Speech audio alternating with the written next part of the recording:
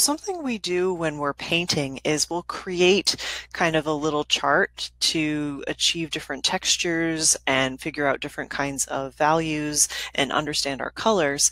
But for some reason, sometimes we don't do that when we're drawing. And I think it's really important to think about how we draw as a combination of different pen textures that you're putting together. When we paint, we don't use the same mark over and over and over again, typically speaking, in a painting to finish it.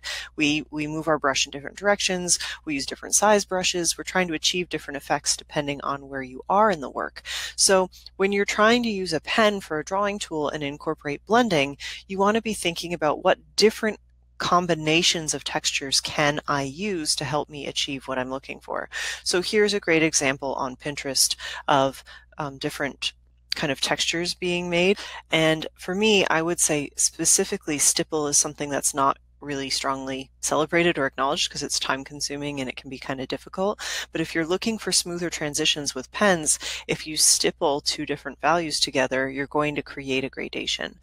So I would encourage you to create a chart that looks like this for yourself, because the other thing we're talking about here is she wants to create blended gradations, right? So instead of having a value chart that's just kind of a pencil mark from light to dark to see what kind of steps of light and dark you have in your drawing, why not use a pen with different textures and see kind of how you can get the same levels or transitions of value using different marks, and have that for reference so you can ask yourself, well, which kind of texture gives me the darkest mark? Which could help, kind of mix things up? And again, in this chart that you're looking at, it's very specific, one technique in a row, one technique in a row over and over again. And in your drawing, I would suggest you combine them. So what I want to show you now is the artist that I'm thinking about in reference to this, who kind of inspires my my awe of drawing and stipple, and her name is CJ Hendry. Her work, which is on Instagram here, and I will post her Instagram handle in the chat roll, so if you want to follow her, you can. So I want you to take a quick look at these paint marks, and then I'm going to tell you it's a drawing. Okay, not everyone wants to be hyper realistic, but I'm using her as an example because she's using pencils and pens, and in this case colored pencils as well, to create very subtle gradations. So those really dark areas and then the subtle change from light to dark in them, that's stipple. That's dots over and over and over again with her pen, leaving space in between to let some of that color still come through. So if you want to see the power of what you can do with pen and something like stipple, she's a wonderful example. I really admire her work. So to know that this work is a drawing of kind of, scraped bits of paint, I think is quite powerful. I want to show you some of her earlier work was just in black and white, and you can see a little bit more. But here's a good close-up, really.